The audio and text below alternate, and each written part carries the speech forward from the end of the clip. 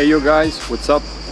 Here Jackmonx, where you will get a steady progression and bulletproof results. In this video I'm sharing with you a complete guide to start and be prepared for your calisthenics journey and to get ready with your body, with conditioning, with proper mobility, and covering any aspect you need to really start with your calisthenics experience. So get ready and let's start. In this video you will get confident with basic bodyweight exercises, and I'll share with you anything you need to start and get better with your calisthenics journey. Is the most solid way.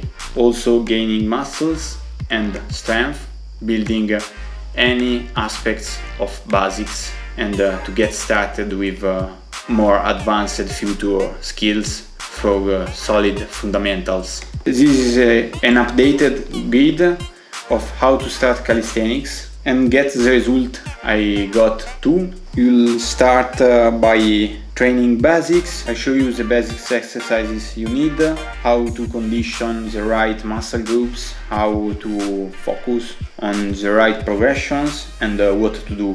So much people on socials and especially on YouTube or Instagram, just for marketing and branding purposes, try to make you focus on time wasting and energy consuming pointless progressions just for marketing finalities. This is not my case, and if you want real results and consistent progress, this is a guide for you, the most complete tutorial you'll find on how to start calisthenics from my personal experience, progress and results.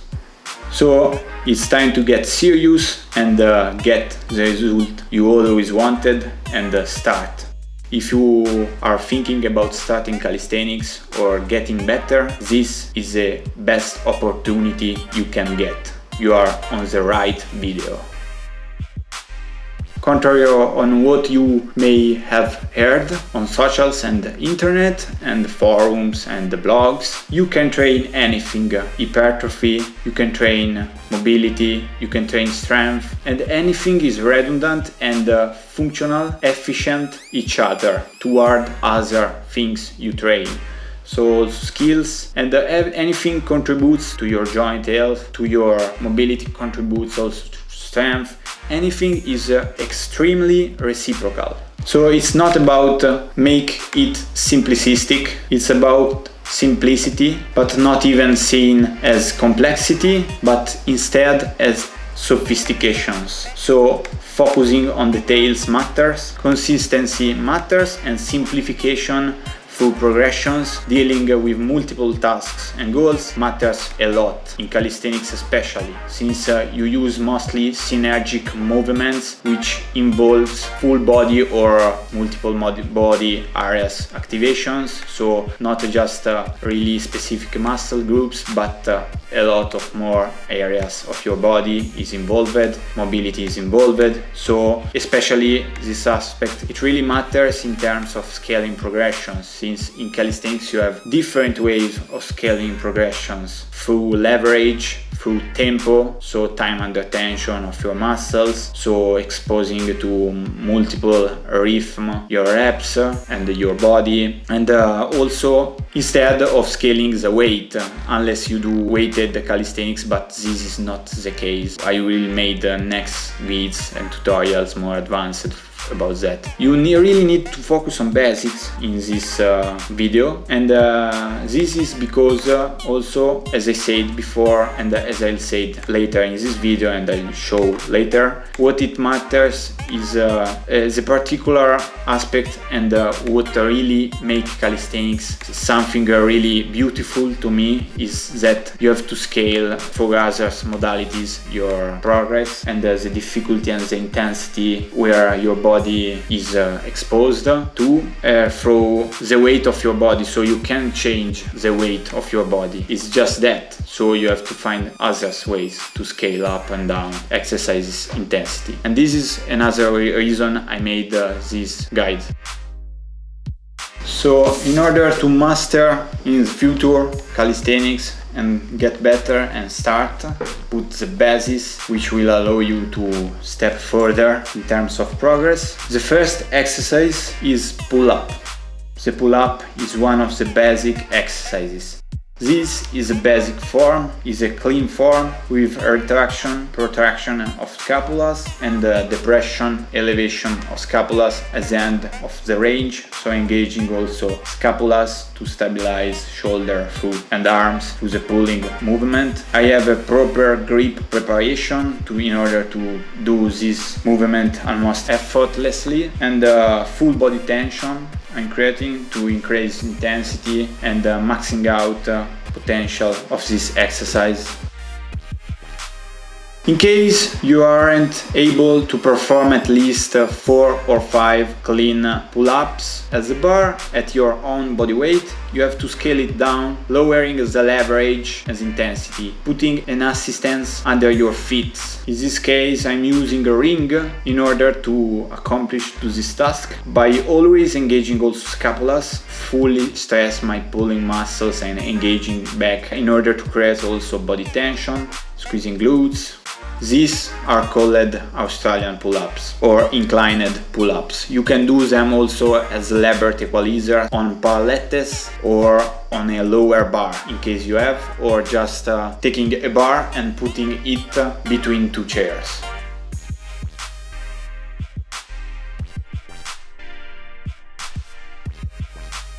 However, if you are already able to perform at least 5 to 10 pull-ups, you can start implementing in your workout some more complex exercises like ring pull-ups. In this case, always keeping scapular stability at the end of the range, engaging core, serratus, creating body tension. And this is way harder since it adds instability and forces yourself to engage also biceps and not only back, and is harder than the most common pull-ups that I showed before. So in case you want to make it harder and you are already confident with basic pull-ups, I suggest you this variation.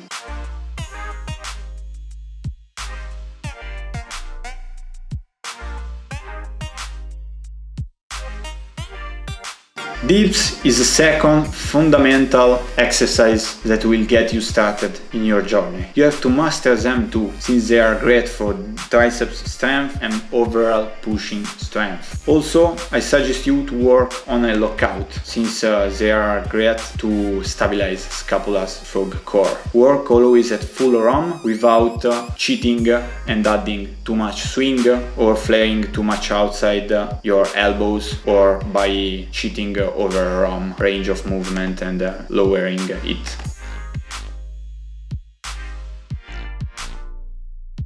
So here there is an easier variation in case the previous exercise is too hard for you, too intense. So these are called floor assisted dips or inclined dips, and this exercise is cool to isolate better triceps and understand the deep movement, especially on rings, but you can make it even easier by doing it on chairs or just on a elevated step, or limiting the ROM, so even closer to the ground. In case of the rings, the more you go lower or the more you elevate on a support your feet, the harder you make the exercise. It's really scalable, this exercise, contrary on the basic dips bodyweight exercise on parallettes or on rings, the complete variation. So I really suggest to the most beginners of you to really understand this exercise, really try to squeeze your triceps, focus on the movement, understand the concept of body tension and lean, put your feet forward or just bend your knees, and try really to lean backward with your body when you go down on the movement and return back up. As I just said, instead, for the most advanced of you, I really appreciate this exercise, which involves more instability, give you a lot of instability in your elbows, in your scapula. so really gives you scapular stability and is great also for core, full body stability, upper body strength, chest, triceps. It works, shoulder, but mostly if done correctly your triceps will get huge with this exercise, the ring dips. So this is the most advanced variation of this 3 dips variation, scalable to your level. Just remember, like the 2 previous exercises, to keep chest out but posterior pelvic tilt, so squeeze glutes, keep body as much vertical as you can, and don't try to make fall your neck forward like a ghost neck, but try to keep your chin high and your jaw distant in a vertical axis from shoulders. So really try to squeeze down the pressed shoulders at the end of the movement when you have to lock out elbows. This is great for lockout and is more advanced than just the supported ring lockout hold. So the previous exercises I showed you in this video, which work on scapular stability as an isometric exercise. Find a comfortable width with your hands and try this fundamental, one of the 4 fundamental exercises of bodyweight training and basics as calisthenics exercises, which is the push-up, the classic push-up, a great movement which involves all the muscles of the body. Really a big area of your body is activated in a synergic movement, so it really gives you a first impact over your body, a first perception that regarding what will come in future with your training. So the most advanced exercises, it will prepare your body. Really try to posterior pelvic tilt, so tilt inside like you are trying to squeeze your glutes, your pelvis, and keep straight legs, lock out, full body tension, body aligned, and try to respect body lines, curves by keeping chest open and while keeping core tight from posterior pelvic tilt and serratus activation, so also core and abs. And try to squeeze scapulas, retracting them in the lower part of the movement when arms are bent the most. And try to engage triceps too by keeping elbows not too open, but make them going backward during the transition part of the movement. In case you are not already confident by doing them, I suggest you to lowering the angle of push, so lowering the intensity by doing an easier variation, which are the inclined push-ups. Focus on proper activation and body tension, so on proper mind-body muscle connection required for this synergic movement, as most of calisthenics exercises requires. Although, if you are already confident enough and if you feel too much easier or lighter the exercises of the basic push-up, I suggest you to add instability and work on an harder progression, which is the inclined ring push-up, or even adding even more strength, scaling up the intensity of the exercise by lowering the ring position and making the exercises much harder, especially for back muscles to stabilize scapulas doing this movement, and by keeping pelvis rotation to add even further tension.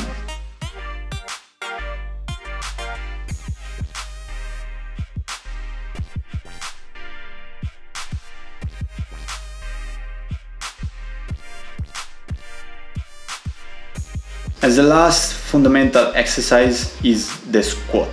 Squats, especially bodyweight squats, go to work directly also on your mobility, on your hips flexor strength, so on your hips conditioning, on your knee conditioning, lower body and middle body conditioning, also activating your abs, lower abs especially. So are extremely suggested to balance your strength with upper and lower body and counter it, adding more leverage also when you will increase legs gains, so eventually adding developing even more strength on the upper body, helping also your progress with skills and upper body training too.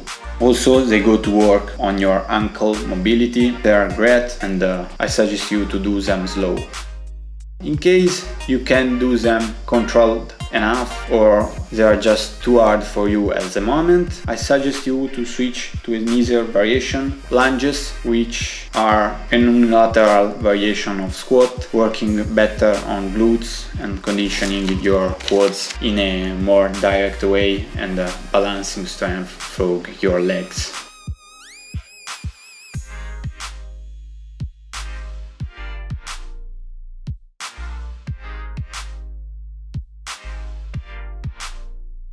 On the other side, if you are already confident with squats, I suggest you to implement in your training or focus directly only also on pike squat or pistol squat, or also called unilateral squat. These are great for stability of your glutes and lower body and middle body. Be sure to not rotate or tilt laterally your hips. Keep your hips at the same level each other in order to keep core active and create body tension.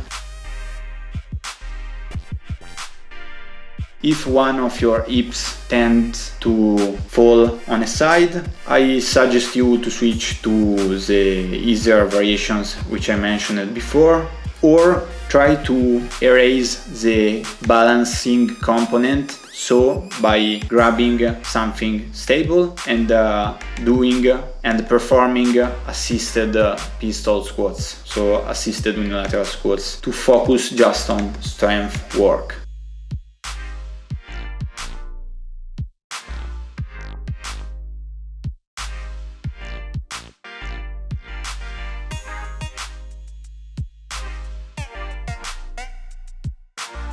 So, next stop, core strength. I suggest you, especially with a special emphasis, these exercises for core stability and conditioning, especially for calisthenics, and to prepare yourself to more complex, harder or intense bodyweight exercises to prepare you on a performance-oriented journey. These are just 3 exercises that I suggest you.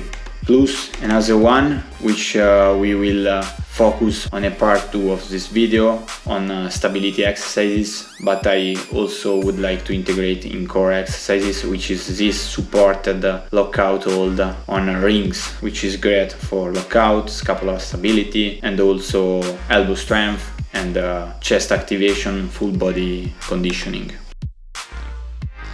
So the first drill for core is the oblique plank or elbow side plank, and it's great to work in a unilateral way your abs and core, creating strength and stressing your body through the sides, so through a third dimension, also working always on your scapular stability and shoulder health to always engage also glutes.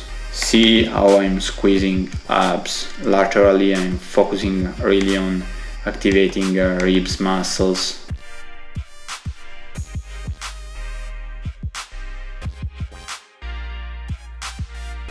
Second drill is this. See how I'm activating core. I'm lifting each extreme part of my body, each side, torso and butt from the ground without touching it, just allowing to touch just a little line of my body in the middle back near to my abs, at the level of my abs, the ground.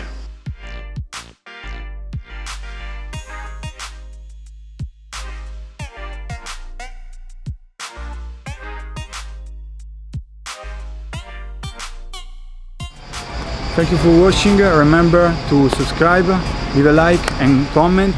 I would like you to answer this question I have for you. So what kind of drills I just showed you in this video you will use for start calisthenics? Which is the exercise you like the most? Also remember, I will make another video about how to start calisthenics as a sequel of this video, since this video would be too long for you to watch. Thank you and keep following.